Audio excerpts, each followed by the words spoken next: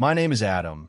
I'm 35, and my life had settled into a rhythm so quiet it was almost inaudible. For the past 2 years, since Chloe and I had ended things, my world had contracted to the clean, predictable lines of my work. I run a small business doing custom carpentry and high-end renovations. I find a deep, almost spiritual satisfaction in taking something broken and making it whole and beautiful again. There's a logic to wood and stone that you don't find in people. A joint is either flush or it isn't. A wall is plumb or it's not. There's no subtext. My days were measured in saw cuts and sanding grits, the scent of cedar and varnish clinging to my clothes like a second skin. My evenings were quiet. A simple meal, a book, or a movie, the company of my own thoughts. It wasn't a bad life. It was stable, contained. After the slow, 5-year erosion of my relationship with Chloe, contained was exactly what I thought I wanted. Our breakup wasn't a dramatic explosion. It was more like a leaky faucet, a constant, maddening drip of dissatisfaction that eventually wore down the porcelain. Chloe never raised her voice. She didn't need to. Her sighs were more potent than any shout. She'd look at my life, at the things that brought me quiet pride. A perfectly dovetailed drawer, a restored antique mantelpiece, and her eyes would glaze over. She wanted a spark. She wanted ambition, by which she meant she wanted a life that looked good on social media, a partner who networked at cocktail parties instead of spending his Saturdays covered in sawdust. The final conversation was a masterpiece of quiet condescension. "You're just so reliable, Adam," she'd said, the word landing like an insult. "You're comfortable. Safe." She said it as if she were describing a well-worn but hopelessly unfashionable cardigan. She was leaving me for a guy who was going places, a junior partner at a law firm who wore tailored suits and saw weekends as opportunities for strategic brunching. I was the guy who fixed the wobbly table at the brunch spot. We were fundamentally different species. I didn't fight it. By then, I was just tired. I had spent 5 years trying to be a more exciting, less predictable version of myself, and all it did was make me feel like a poorly built imitation. When she left, a part of me was relieved to finally set the pretense down and just be me again, even if me was apparently boring. So, for 2 years, I embraced the quiet. I built my business, I paid my mortgage, and I kept my heart tucked away in a lockbox, safe from any and all forms of spark. Then, on a Tuesday afternoon while I was meticulously cleaning resin off a router bit, my phone buzzed with a number I hadn't seen in a very long time. Chloe. My first instinct was to ignore it. Let it go to voicemail, where she could leave a message I would never listen to. But a strange, self-destructive curiosity took over. I wiped my hands on a rag and answered. "Adam, it's Chloe." Her voice was the same, bright, a little too fast, and already assuming I'd do whatever she was about to ask. "I know," I said. My voice was flat. A plank of wood had more inflection. "Oh, good. Listen, I know this is totally out of the blue, but I'm in a real bind and I thought of you, of course she did.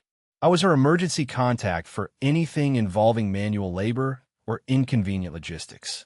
The human Swiss Army knife she used to keep in her junk drawer. What is it, Chloe?" "It's my sister, Meredith," she said. "She just bought a house, an older place over in the historic district. She's moving in, and it's chaos, and apparently one of the kitchen cabinet doors just fell off its hinges. She's freaking out a little. I go help, but I'm stuck in meetings all week out of town, and you're just so good at that sort of thing." Meredith. I hadn't thought about Meredith in years. Chloe's older sister. At the endless family gatherings I'd had to endure, Meredith was the quiet variable. While Chloe commanded the center of every room, Meredith occupied the edges, observing, a small, knowing smile on her face. She had a dry, cutting wit that she deployed so subtly, most of her family missed it completely. I always caught it, though. We'd occasionally exchange a glance across a dinner table groaning with turkey and passive aggression, a silent acknowledgement of the absurdity of it all. I'd always found her intriguing, a calm island in the middle of the boisterous, demanding sea that was her family. But she was Chloe's sister, an absolute, uncrossable line. "I'm pretty busy," I said, which was true. I had a backlog of work that could keep me busy until the next ice age. "Oh, Adam, please," she wheedled. "It's just one cabinet. It would take you, what, 10 minutes?" She doesn't know anyone in town who can help. It would be such a huge favor. She was playing "You're Such a Good Guy" card, the one she always used when she wanted something. The irony was thick enough to caulk a bathtub with. I sighed, the sound of my own resolve crumbling. A part of me wanted to say no, to finally sever that last, frayed thread of obligation. But another, stupider part of me felt a flicker of something else. Maybe it was just the desire to prove to myself that I could do this, that I could step back into that world for a moment and walk away unscathed. Or maybe I was just a little curious to see Meredith again. "Fine," I said. "Send me the address. You're a lifesaver." Thank you, thank you." She sounded genuinely relieved, which was annoying. I hung up before she could say anything else, a faint bitterness on my tongue. An hour later, I was pulling my truck up to a modest but charming craftsman-style house with a wraparound porch. The lawn was overgrown, and boxes were stacked precariously in the open doorway, a testament to the chaos of moving day. I grabbed my small toolbox, the one for house calls, and walked up the stone path. The door was ajar. I knocked on the frame. "Hello." A voice drifted from inside. "In the kitchen. Just come on in, mind the Tower of Babel." I stepped inside, navigating a maze of cardboard. The house smelled of old wood, dust, and the faint, clean scent of lemon cleaner, a battle being waged against years of neglect. I found the kitchen at the back of the house. It was a big, bright room with tall windows, but every surface was covered. Boxes, packing paper, a coffee maker precariously perched on a stack of books. And in the middle of it all stood Meredith. She was wearing old jeans, a paint-splattered t-shirt, and had her dark hair pulled back in a messy ponytail. She wasn't smiling. She was staring intently at a lower cabinet, which was, as promised, hanging from a single, mangled hinge like a broken wing. She didn't look like she was freaking out. She looked like she was contemplating murder. She turned when she heard my footsteps. Her eyes, a deep, thoughtful brown, registered my presence. For a second, there was a flicker of surprise, and then a slow, tired smile touched her lips. "Adam, the cavalry arrives." I nodded. "So I've been told." She was different than I remembered. At family functions, she always seemed to be holding herself in, folded into a chair in the corner. Here, in the middle of her own chaos, she seemed to take up more space. She was taller than I recalled, with a kind of grounded competence that Chloe, for all her bluster, had never possessed. She wasn't trying to manage the chaos. She was coexisting with it. "Chloe called you," she stated, not a question. I told her not to. "She can be persuasive," I said, setting my toolbox on a rare, empty patch of floor. "She could be a steamroller," Meredith corrected, her voice laced with a dry affection. "I'm sorry she bothered you. I would have figured it out eventually." I looked from her to the cabinet door. The particle board around the hinge was completely shredded. "Eventually might have involved a lot of wood glue and swearing," I observed. "Let me take a look." I knelt down, the familiar posture of assessment taking over. It was worse than Chloe had described. Not just a simple hinge replacement. The cabinet box itself was damaged. The wood was old, probably original to the house, and brittle. A quick fix wasn't going to hold. "It's a bit of a mess," I said, running my fingers over the splintered wood. "The particle board is shot. I'll need to reinforce it, probably drill new pilot holes. It's not a 10-minute job." Meredith leaned against the counter opposite me, crossing her arms. She watched me with an unnerving stillness. It wasn't the vacant stare of someone waiting for a job to be done. It was an active, intelligent observation. "Of course it isn't," she said with a sigh. "Nothing in this house is a 10-minute job. I think the previous owners held it all together with hope and strategically placed duct tape." I chuckled. A common building material. I opened my toolbox and started pulling out what I would need. A drill, some wood filler, a couple of clamps. "I can fix it properly, but it'll take an hour or two. The filler needs to set. I've got nothing but time and an endless supply of boxes to unpack," she said, gesturing around the room. "Can I get you something? Water? Coffee? I think I know which box the coffee maker is in." Finding the filters, however, Might be an archaeological expedition. Water would be great, thanks, I said. She navigated the obstacle course to the fridge and pulled out a bottle of water, handing it to me. Our fingers brushed for a fraction of a second. It was nothing, a meaningless accidental contact, but it sent a tiny, unexpected jolt up my arm. I retreated back to the cabinet, focusing on the task at hand, suddenly aware of her presence in a way that felt new. I started working, the familiar motions calming my nerves. I scraped out the loose particle board, carefully mixing the wood filler. Meredith didn't retreat to another room to unpack. She stayed, leaning against the counter, and we started to talk. It began with the house, the neighborhood, the usual small talk. But it quickly deepened. She was sharp, funny, and she asked real questions. She didn't ask what I did for a living. She asked what I enjoyed about it. I liked the finality of it. I found myself explaining as I applied the filler with a putty knife. You take something that's a mess, and you make it right.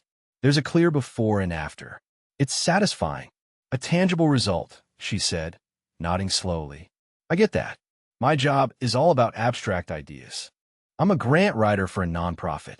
I spend all day arranging words to persuade people to give money to a cause. It's important, but at the end of the day, all I have is a document. You have a cabinet that works. I smiled, smoothing the filler until it was perfectly flush. Well, not yet, but soon. We fell into a comfortable silence as I worked. It wasn't the awkward, loaded silence I'd always shared with Chloe, which was usually a prelude to a complaint. This was different. It was easy, companionable. I set up the clamps to hold the repair in place while the filler cured. All right, I said, sitting back on my heels. That needs about an hour to set properly before I can rehang the door. I started to gather my tools, assuming this was my cue to leave and come back later. An hour, she mused, looking around the kitchen. Her eyes landed on a section of floor near the sink. You know, while you're here, and since we're waiting, there's a floorboard over there that makes a suspicious creaking sound every time I step on it. I have visions of my foot going straight through to the basement. I looked where she was pointing. It was an old house. A creaky floorboard was practically a given. But there was a glint in her eye, a playful challenge. This wasn't just a request for a repair. It was an invitation to stay. My internal alarm system, the one Chloe's drama had helped me install, started blaring. Abort mission. Stick to the plan. One cabinet and out. But I didn't want to go. I was actually enjoying myself. A suspicious creak, you say? I asked, raising an eyebrow. Sounds serious. Could be a floorboard ghost. They're notoriously hard to get rid of. A genuine laugh escaped her. A warm, lovely sound that echoed in the big, empty room. Well, you seem like a capable ghostbuster. Think you could take a look? I grinned. My rates for paranormal flooring investigations are very reasonable. I walked over and tested the board with my foot. It gave a loud groan. I knelt down again, pressing on the edges. It's just a loose joist nail, I diagnosed. Easy fix. I just need to drive a finishing nail in at an angle to secure it to the subfloor. 10 minutes later, the creak was gone. I stood up, dusting off my hands, feeling a ridiculous sense of accomplishment. My hero, Meredith said, her tone dripping with mock seriousness. You've saved me from a splinter-filled demise. She took a step onto the now silent board and did a little tap dance. Solid as a rock. All part of the service, I said, my chest feeling a little lighter than it had in years. I glanced at the cabinet. Still needed another 40 minutes or so. I should have been packing my tools, making my excuses. Instead, I found myself looking around the room, almost hoping she'd find another problem. As if reading my mind, she said, I swear this house is a chain reaction. Fix one thing, and you notice two more that are broken. Her gaze drifted to the tall window over the sink. Case in point, I tried to open that this morning to get some air in here, and it's completely stuck. Probably painted shut 40 years ago and never opened since. This was getting obvious. One cabinet becomes a loose floorboard becomes a stuck window. This wasn't a series of household emergencies. This was a pattern, a deliberate, unspoken effort to keep me here. My logical, cautious brain told me to be wary. People, especially people related to Chloe, were complicated. Their motives were rarely straightforward. But my heart, that dormant, dusty organ, was starting to beat a little faster. She wasn't asking me to fix her house. She was asking me to stay. And the honest truth was, I didn't want to leave. I walked over to the window, abandoning any pretense of just doing the one job. I ran my utility knife carefully along the seam, breaking the ancient seal of paint. I put my hands on the sash and pushed. It didn't budge. Stubborn, I muttered. "Tell me about it," she said, coming to stand beside me. We were close enough that I could feel the warmth radiating from her arm, smell the faint, pleasant scent of her shampoo. It was something simple like green tea, nothing like the complex, expensive perfumes Chloe used to wear. I put more of my weight into it, my muscles straining. With a great groan of protest from the wood, the window broke free and slid upwards. A cool breeze immediately filled the kitchen, carrying the scent of cut grass and damp earth. It swept away the stale, dusty air, and it felt like a change in the atmosphere between us two. "Fresh air," she said, breathing it in deeply. "Thank you." I turned to look at her, and she was already looking at me.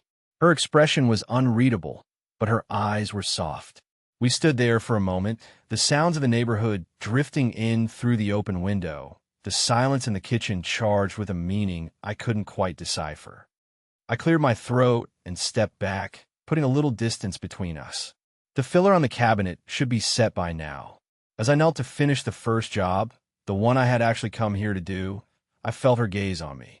I focused on my hands, on the precise movements of drilling the new pilot holes, of setting the screws. I was intensely aware of her watching me. It should have made me nervous, but it didn't. I attached the door, testing the swing. It moved smoothly, silently, and closed with a satisfying, solid click. It was perfect. A small, tangible victory in a day that was becoming increasingly intangible and confusing. I stood up, wiping my hands on my jeans. "There, good as new." She walked over and opened and closed it a few times, a small, genuine smile on her face. "Better than new," she said. Then she turned her gaze back to me. Her smile faded, replaced by that same thoughtful, intense look from before. "You know," she said, her voice quiet, "Chloe always said you were reliable." My stomach tightened. There it was. The word. The polite curse that had defined the end of my last relationship. I braced myself for the rest of it. "But you're too quiet," or "but you're not exciting." But that wasn't what she said. She meant it as an insult. Meredith continued, her eyes holding mine. But she never understood what it really means. She saw it as boring. Predictable. I don't think that's it at all. I just stood there, speechless, my heart thumping a heavy, slow rhythm against my ribs. "It means you see a problem, and you solve it," she said, her voice soft but sure. "You don't just talk about it. You don't complain about it. You just fix it, with your own two hands. That's not boring, Adam. It's a kind of strength, a rare 1 inch. The words landed in the quiet kitchen with the force of a physical blow. All the air went out of my lungs. For 2 years, I had carried that word, reliable, like a brand. I had accepted Chloe's definition of it, had let it color my own perception of myself. I was the safe choice, the boring option, the human equivalent of a beige sedan. And in one short, quiet statement, Meredith had taken that word, scraped off all the condescension and disappointment Chloe had caked onto it, and held it up to the light, showing me a facet of it I had never seen myself. She saw my quiet competence not as a lack of excitement, but as a form of strength. She saw me, in that moment, standing in her messy, half-unpacked kitchen, with the smell of sawdust on my clothes and my hands calloused from work. I felt more truly, deeply seen than I had in the entire 5 years I was with her sister. I couldn't think of a single thing to say. I just stared at her, a wave of some unfamiliar, overwhelming emotion washing over me. It was gratitude, but it was more than that. It was a profound sense of connection, a silent click of understanding that resonated deep in my bones. She must have seen the shock on my face, because a faint blush rose on her cheeks, and she looked away for a second, as if she was embarrassed to have been so direct. "Anyway," she said, her voice a little lighter, trying to break the intensity of the moment. Thank you for all of this. What do I owe you? Nothing, I said, my voice coming out hoarse. I cleared my throat. Don't worry about it. Consider it a housewarming gift. I can't do that, she insisted. You were here for hours. Honestly, you don't, I said, finally finding my footing. I insist. What I didn't say was that what she had just given me was worth more than any hourly rate I could possibly charge. She seemed to understand. She nodded, accepting it. Well, the least I can do is offer you a beer. I know for a fact I have some cold ones. They were a priority item in the cooler. I found myself smiling, a real smile that reached my eyes. I'm not going to say no to that. She pulled 2 beers from the fridge, twisted the caps off on the edge of the counter, and handed one to me. Our fingers brushed again. This time, the jolt was undeniable, and I knew it wasn't just my imagination. I saw a flicker in her eyes that told me she felt it too. We stood there in a comfortable silence, taking a long drink of the cold beer. The late afternoon sun streamed through the newly opened window, casting long shadows across the floor. The house was quiet, the neighborhood was quiet, and for the first time in what felt like a lifetime, the noise inside my own head was quiet too. This felt right. This felt like a place I was supposed to be. And then I heard the sound of a car door slamming shut outside. It was followed by the click of expensive-looking heels on the stone walkway and a voice calling out, "Mare, are you in there?" Meredith's face tightened almost imperceptibly. A subtle shift, a drawing in of her open, relaxed posture. "Speak of the devil," she murmured under her breath. The front door, which I had left ajar, swung fully open, and Chloe swept in. She was the polar opposite of her sister's comfortable chaos. She wore a crisp white blazer, perfectly tailored trousers, and her blonde hair was styled in a way that suggested it had never encountered a moment of humidity in its life. She was a magazine cover come to life, and her presence immediately sucked all the quiet, easy air out of the room. Her eyes scanned the kitchen, taking in the boxes, the general state of disarray, and then they landed on me, holding a beer, standing next to her sister. Her perfectly arched eyebrows shot up in surprise, quickly followed by a flicker of something else. Annoyance? Possession? "Adam," she said, her voice dripping with false brightness. "You're still here?" I thought it was just one little cabinet. She didn't look at me when she said it. She looked at Meredith, a silent question in her eyes. The subtext was clear. What is he still doing in your house? I felt my old instincts kick in. The urge to shrink, to become the background fixture she had always treated me as. I could feel the label reliable being slapped back onto my forehead. But then Meredith spoke, her voice calm and level, cutting through the tension Chloe had created. "Adam was kind enough to help with a few other things I found," she said, her gaze steady on her sister. "The floor was about to eat me alive, and a window was painted shut since the dawn of time. He's been a lifesaver." She deliberately chose the same word Chloe had used on the phone, but she imbued it with genuine gratitude, stripping it of Chloe's casual dismissal. She took a small step closer to me, a subtle alignment of our positions. It was a small gesture, but it was a declaration. We are a we in this situation. He is with me. Chloe's smile became a little more strained. "Oh, well, that was nice of you, Adam." The condescension was back, thick and cloying. She turned her attention fully to Meredith, as if I were a piece of furniture. "I got back in town early and wanted to check on you. And I have amazing news. Richard and I are looking at rings." She held up her left hand, wiggling her bare fingers as if a 2-carat diamond was already there. Richard was the lawyer, the one who was going places. "That's fast," Meredith said, her tone neutral. "When you know, you know," Chloe said with a dramatic sigh, though her eyes darted over to me, checking for a reaction. I gave her nothing. I just took another sip of my beer, my face a mask of polite indifference. My lack of a pained, jealous reaction seemed to irritate her more than anything else could have. "Anyway," Chloe continued, her voice regaining its performative cheer, "I just wanted to pop in. I'm meeting Richard's parents for dinner." She looked around the kitchen again, a little wrinkle of distaste on her nose. "You've got a lot of work to do here. We're making progress, Meredith said pointedly, the we hanging in the air. Chloe's gaze flickered between us again. The gears were turning in her head. This scene did not fit the narrative she had constructed about her boring, reliable ex-boyfriend and her sensible, single older sister. She didn't like it. Well, Chloe said, finally turning to me directly, her voice taking on the tone one uses with a contractor who has overstayed his welcome. Thanks again for helping out, Adam. I'm sure Meredith can handle it from here. It was a clear dismissal. Time for you to go. I opened my mouth to say something non-committal, to make the easy exit she was offering me. It would have been the path of least resistance. Avoid the drama. Retreat to my quiet, contained life. But before I could speak, Meredith did. Actually, she said, her voice cool and clear as glass. We were just about to order a pizza. Adam was staying for dinner. She looked at me, a direct, challenging look in her eyes. Are you? It was a choice, a clear, distinct fork in the road.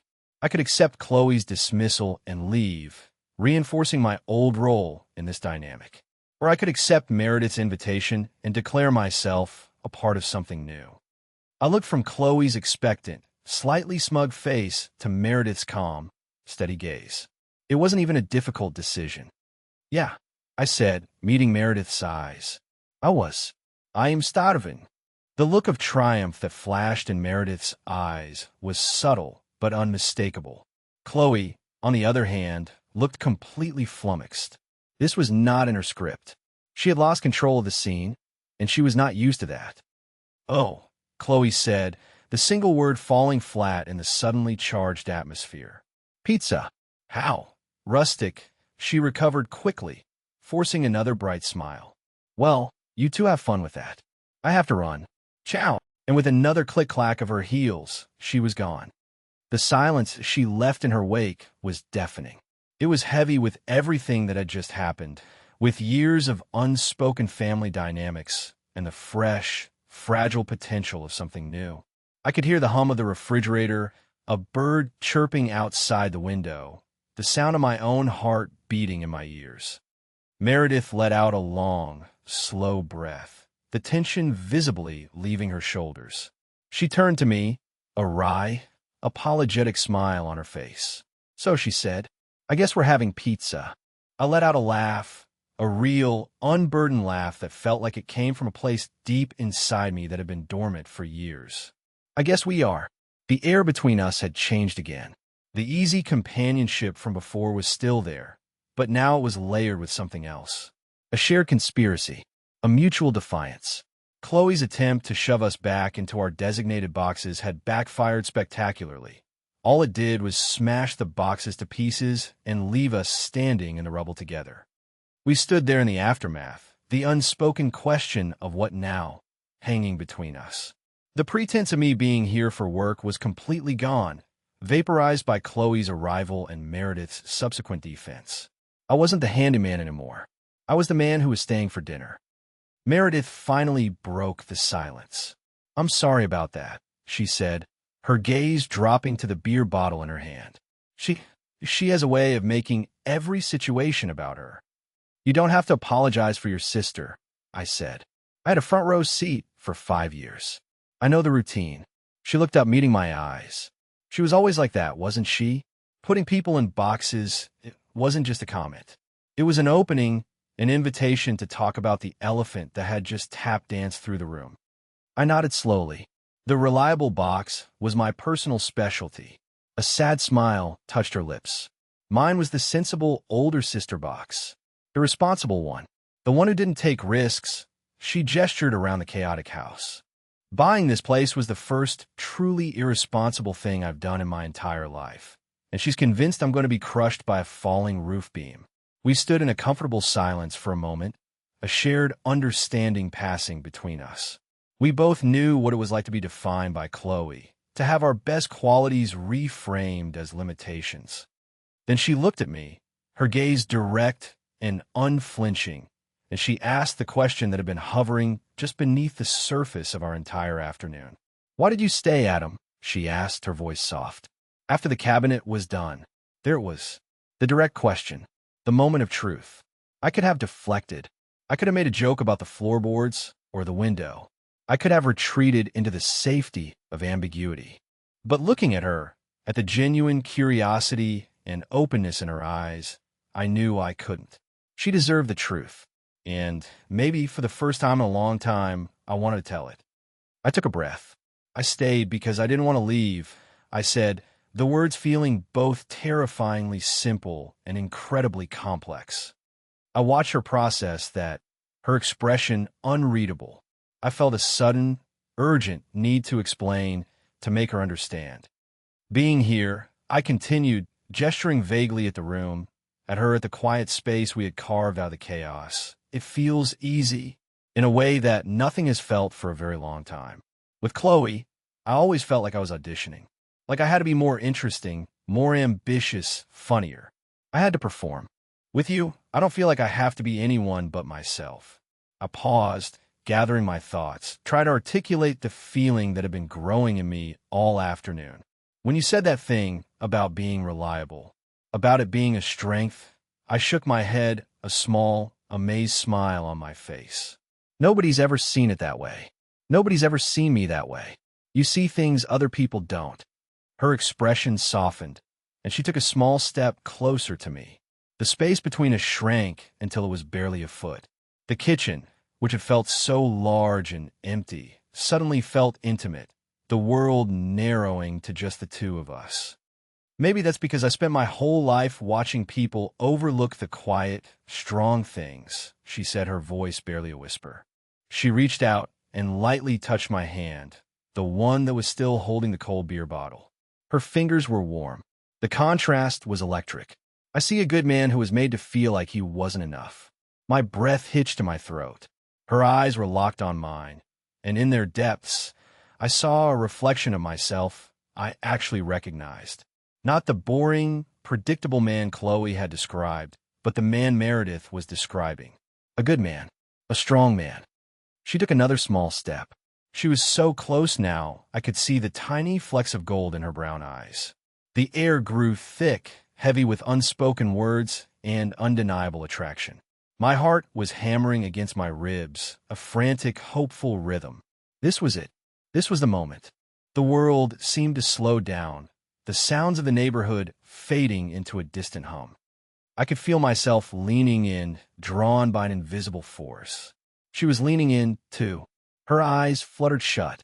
And then the doorbell rang. A loud, obnoxious, electronic chime that shattered the spell between us like a rock through a stained glass window. We both jumped back as if we'd been electrocuted. The moment was gone, popped like a soap bubble. I stared at the front of the house. Meredith stared at me, her eyes wide with a mixture of shock, frustration, and a flicker of amusement. "The pizza," she said, her voice a little breathless. "Right," I said, my own voice rough. "Pizza." She let out a shaky laugh and ran a hand through her messy ponytail. "Well," she said, heading for the front door. Impeccable timing. The spell may have been broken, but the magic still lingered in the air. As she paid the delivery driver, I stood in the kitchen, my hand still tingling where she had touched it. The kiss hadn't happened, but the promise of it hung between us, more powerful and tantalizing than if it had. The interruption hadn't ended things. It had just raised the stakes. We ate the pizza sitting on the floor, using a cardboard box as a table. We talked for hours. We talked about everything and nothing. We talked about our plans for the house, my passion for woodworking, our favorite books, our worst jobs. We didn't talk about Chloe again. We didn't need to. We were moving past her, building something new on the foundation of a shared history. When I finally left that night, long after the sun had gone down and the moon was high in the sky, I walked to my truck feeling like a completely different person than the one who had arrived that afternoon. The quiet, contained world I had built for myself hadn't been breached. It had been thrown wide open, and for the first time in 2 years, I wasn't afraid of what might come rushing in. I didn't wait. I didn't play it cool. The next morning, I called her. My heart was pounding as the phone rang, a familiar teenage anxiety I thought I had long outgrown. "Hello," she answered, her voice warm and a little sleepy. "Hey, it's Adam." "Hey, you," she said, and I could hear the smile in her voice. I was just staring at my beautifully hung cabinet door. It brings me an unreasonable amount of joy. I laughed. I was wondering if you'd let me take you out to a place with actual tables and chairs tonight. To thank you for the pizza. There was a pause, and for a terrifying second, I thought I had misread everything. Then she said, "I'd like that very much, Adam." Our first real date was at a quiet little brewery on the edge of town. There were no pretenses, no performances. It was just as easy and comfortable as sitting on our kitchen floor. We sat across from each other at a rough-hewn wooden table, the low hum of conversation and the scent of hops in the air, and we just talked. It was on that date that we finally addressed the past head-on, not as a source of drama, but as a necessary clearing of the air. I think, for Chloe, I was a project, I admitted, swirling the amber liquid in my glass. She wanted to renovate me, make me into someone more polished, someone who fit the life she wanted. When she realized my foundation was solid and I wasn't interested in being gutted, she lost interest. Meredith nodded, her expression full of understanding.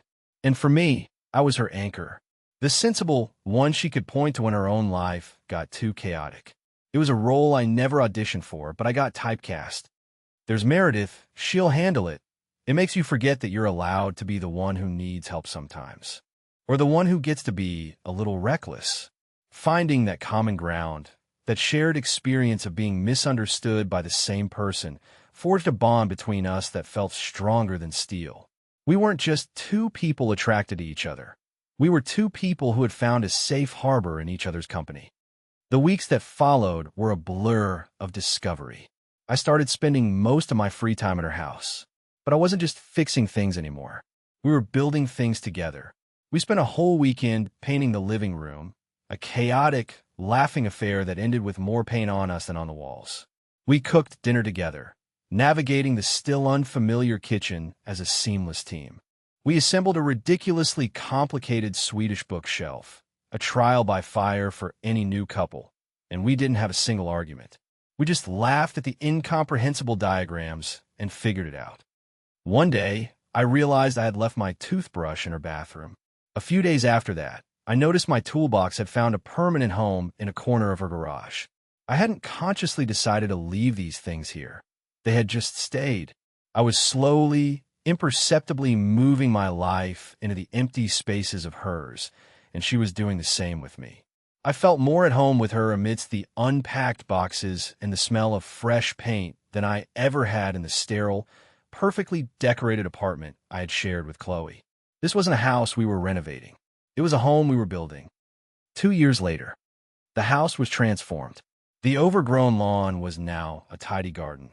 The peeling paint was a warm, welcoming gray, and the wraparound porch had a swing I'd built from reclaimed oak.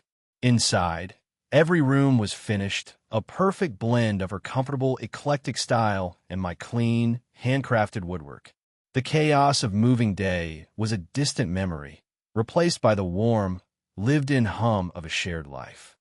Our relationship with Chloe had settled into a state of distant civility. She had gotten her ring, a diamond the size of a small planet, and was planning a wedding that was less a celebration of love and more a military campaign of social climbing.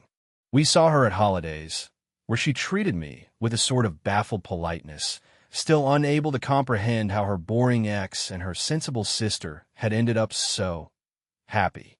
She never mentioned Richard's law firm or how many places he was going anymore. There was a brittle quality to her smile that hadn't been there before. Meredith and I had built a life that wouldn't have looked exciting on anyone's social media feed. It was a life of quiet mornings with coffee on the porch swing, of loud, messy dinners with friends in our finished kitchen, of comfortable silences and easy laughter. It was real and it was ours. I was in the kitchen, putting the finishing touches on my last project for the house. A floor-to-ceiling pantry cabinet, built into a previously useless alcove. It was made of solid cherry, with dovetailed drawers and custom-made hardware.